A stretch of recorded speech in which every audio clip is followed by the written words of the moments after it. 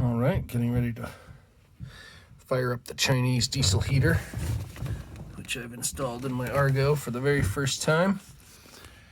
I also did a lot of electrical wiring, so for the first one, we're going to go ahead and put that into the battery 2 position, which is the battery in the back. That's the large deep cycle. And as you can see, it turns on my screen. So what do I do from here? Time to check the instructions.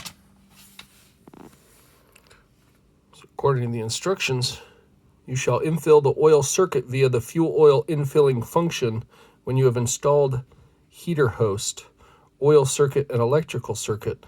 Otherwise, the heater is likely to fail to be started due to the fuel oil absence in the oil circuit. So I think that's saying you need to prime the sucker.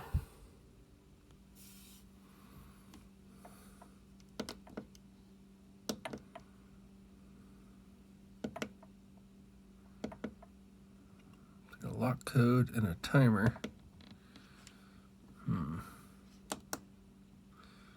Okay, is 18. P, I think that's the pump volume.